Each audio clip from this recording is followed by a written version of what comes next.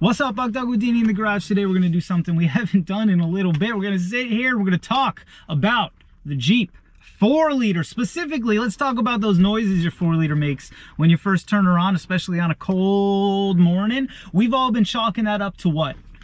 Lifter noise, maybe a little bit of valve tap, maybe even rod knock, right? But I was talking with a buddy the other day, another fellow 4-liter enthusiast and expert, and he was saying that's not valve tick, it's not lifter tick, it's definitely not rod knock, it's just piston slap. I'd never heard the assertion before that what you're hearing in the morning, you know, those cold mornings when you first start her up, is possibly piston slap. So what I want to do today is talk about the 4 major noises that the 4-liter is known for, under what circumstances it usually makes those, a little bit of when you should be concerned, try to centralize some of this information, because the 4-liter, like the small block Chevy, is just been documented to death, and it's a beautiful thing. The info's all out there. Let's put it together.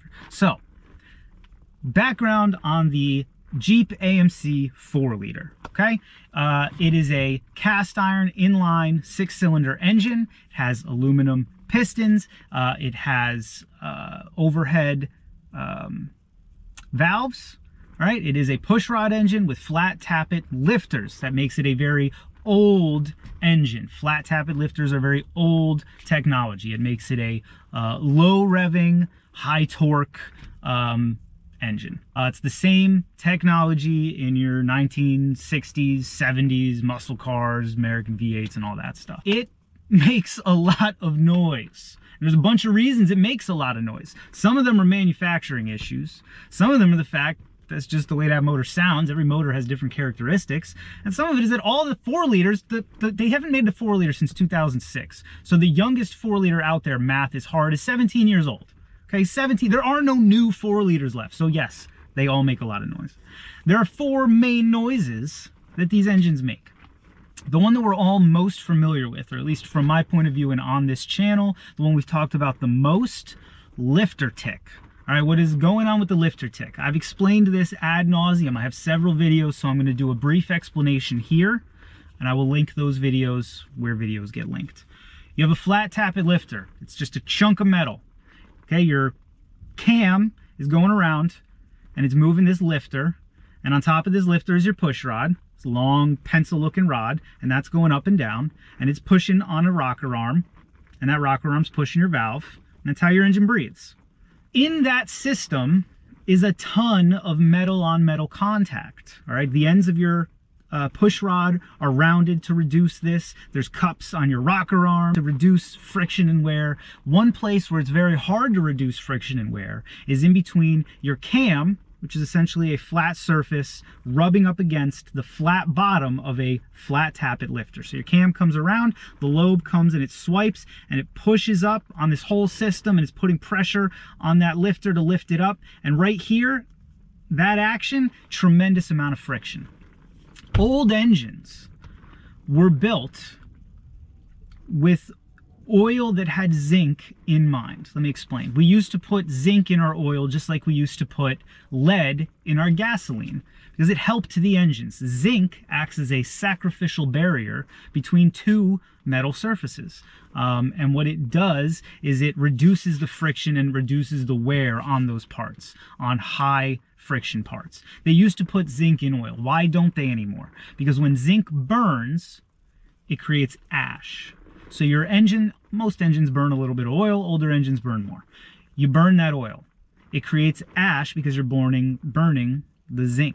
That ash gets clogged up in your catalytic converter. Yeah, that's right. So high level, zinc kills cats. It's true. Every time I say that, people argue with me down in the comments. That's why we don't put zinc in the oil anymore. So these old engines were used to having that. They were built with that in mind. That's why they used flat tappet lifters instead of rollers or whatever else have you. We took zinc out. We didn't change these old engines. So that's one of the reasons you get lifter noise. Another one is valve tick for the same reason. You get a little bit of play in that system, and you think of all the connection points. You got your cam to your lifter to your your cam to your flat tappet lifter, to your push rod, to your rocker arm, to your valve. That's a lot of metal on metal. And so when you hear about valve tick, it's just that whole valve train going tick, tick, tick, tick, tick, tick, Another one that people like to joke about is rod knock. Oh man, start the Jeep up on a cold morning, rods are knocking, they're singing the song of their people. Rod knock is a pretty nasty thing. Rod knock occurs when your bearings, your main bearings, you got a crankshaft, and you have connecting rods attached to that crankshaft. And your crankshaft goes around and it's got these lobes that are offset, and they move, you know, when your piston is forced down by combustion, it's acting on this connecting rod, which moves your crankshaft, and that's how you transfer linear motion of a piston into rotary work of an engine.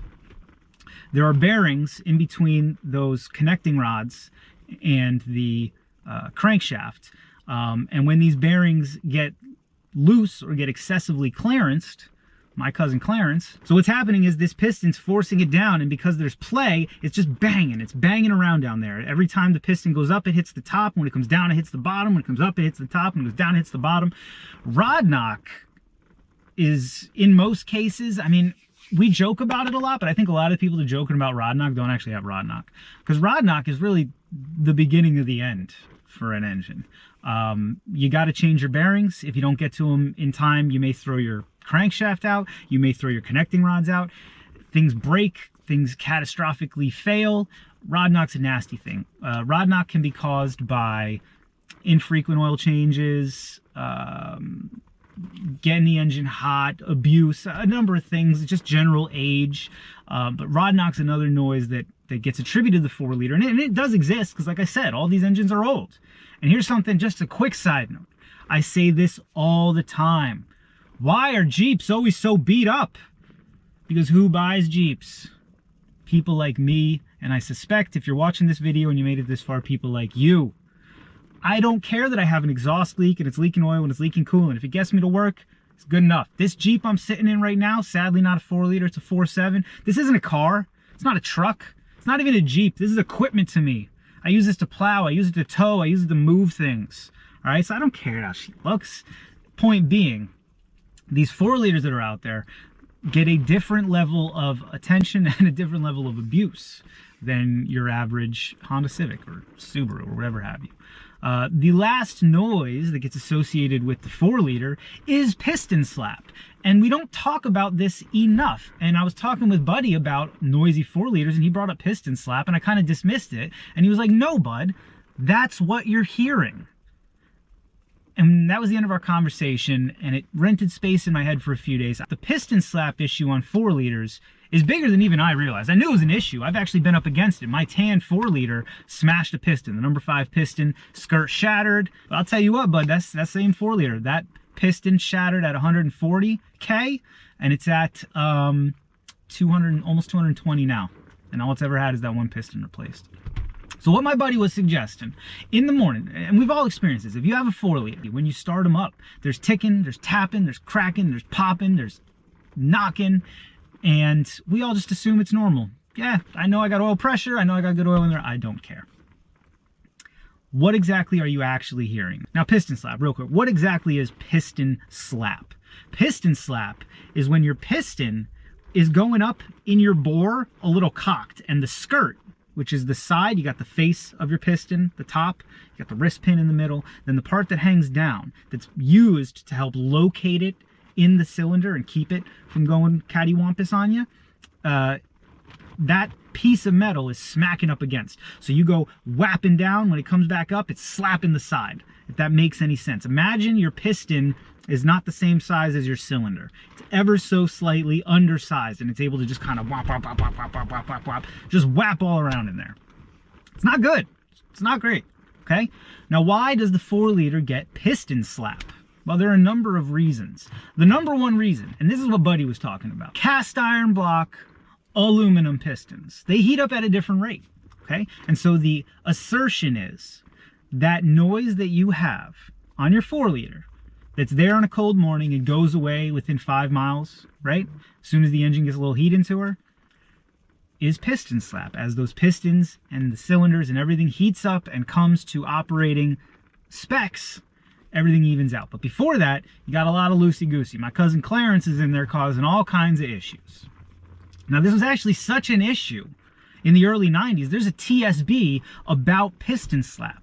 but not what we're talking about. We're talking about it takes some time for that old 4-liter to warm up. What used to happen with the 4 liters, and I'm going to read you the technical service bulletin in a bit. This is specifically on the not the first generation of the Cherokee, the first iteration of the XJ Cherokee before they updated it in 06. Well, 06 is an interesting year, but we'll get to that in a minute. The technical service bulletin was saying that Cherokees, 4 liters, sorry, used at low RPM or light duty would develop a thick layer of carbon on top of the piston, and when it was coming up, it was actually contacting the bottom of the head. All right, and there's actually, I got it right here. I'm going to read it to you in a second. I'm going to put it up on screen. This is the technical service bulletin from September 21st, 1993, almost exactly 30 years ago, right? Crazy. That is nuts, man. Holy Halliburton. Subject, carbon buildup on top of pistons. Symptoms. Symptoms vary from light ticking to a ticking hammering to a hammering knocking noise as the carbon buildup increases with mileage and time. The noise is consistent and more pronounced when the engine is cold. However, it may disappear when the engine warms up. The noise is most noticeable during idle, but will get louder as engine speed increases. Well, that's what we're talking about. That exactly describes what all our 4 liters do in the morning, right? Move on to the discussion part. Carbon buildup is a relatively new condition that occurs during the combustion process and results from certain components in gasoline. So this is just a natural occurrence, this carbon buildup, sort of. These components form deposits on top of the piston and cause contact between the cylinder head and the piston. The condition affects all gasoline engine and is industry-wide. Well, that's misleading. Yes, all engines build up carbon with more and more use, just a function of burning fossil fuels, but not all of them develop an audible situation because of it. You know, maybe you lose a couple HPs off the top end or something. They're saying enough carbon would build up on the top of 4-liter pistons, actually smacking the head. Kind of crazy. The brand of fuel and the type of detergent used by the gasoline supplier significantly contributes to the condition. Also, vehicles used in city traffic or light-duty cycle operations are more prone to incurring the condition. So they're kind of blaming it on, hey, if you use low-quality gas, it's going to happen more. If you use it in the city where you're idling, stuff like that. I'll bet that police versions of XJs have this issue because they're just idling all the time. Probably if you're a crawler, maybe you have this kind of issue, you know. What they're suggesting here, what they're not saying, if you read in between the lines, get out on the highway every once in a while. Give her an Italian tune-up. Get that thing above 3,000 RPMs. Burn off some of that carbon. Diagnosis. Make sure that all vehicle systems are operating as designed. I'm going to skip through this, but basically what they're saying is if you're having a runnability issue and you're having this valve or this piston slap issue, you got to make sure everything else is running right. If it's got a check engine light, fix that check engine. Now this TSB is from 93, so you were dealing with OBD1 there. So, I mean, have fun with that. The point being, before you can call it piston slap, you have to fix all the other issues, duh. If all engine systems are functioning as designed, ask the customer about the fuel that's being used in the vehicle. Again, they're kind of passing the buck. Suggest that only fuels which are warranted by the gasoline company against buildup of deposited are used. Repair procedure. This is what I find interesting. Let's just read it and then we'll talk about implications. The use of Mopar fuel injection cleaner has shown reasonable results in removing carbon buildup deposits. Add 1 bottle of Mopar fuel injector cleaner, part number 4318007, to a full tank. It cautions very specifically against adding it to a half tank, and it cautions it very specifically against adding it directly into the intake system for fear of causing a hydrolock condition. Fair enough. Now, what does that sound like to you? Sounds like seafoam. So it sounds like they're suggesting that seafoam or a seafoam-like product could cure piston slap if it is in fact piston slap from this carbon buildup. Now, we've all been part of a conversation debating, or at the very least discussing, the efficacy of seafoam or other products like that. Gum Out, Marvel's Mystery, well, Marvel's Mystery is a little different, but STP.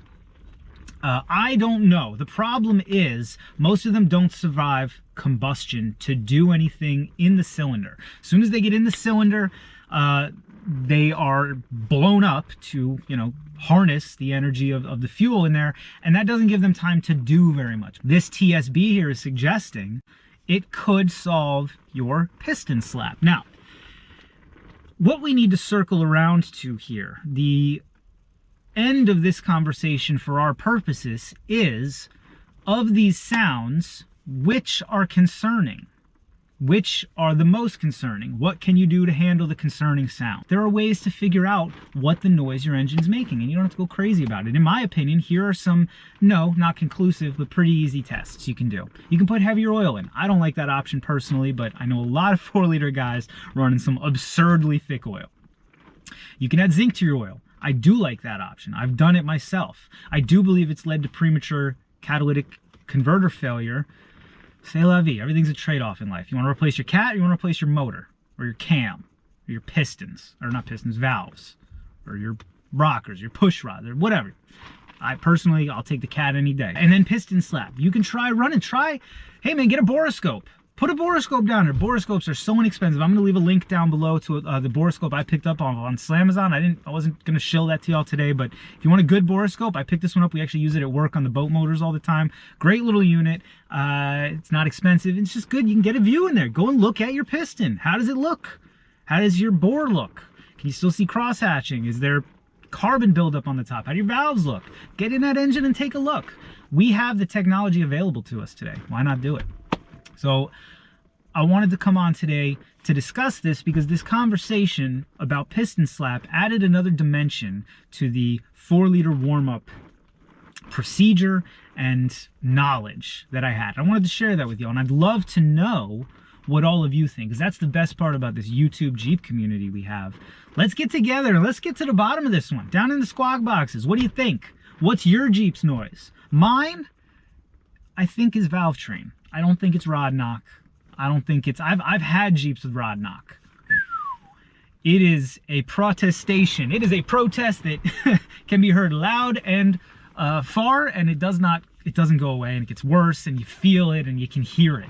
When you put your ear right down by the wheel well, you hear it just bang, bang, bang, and you're like, oh, and yeah, seriously.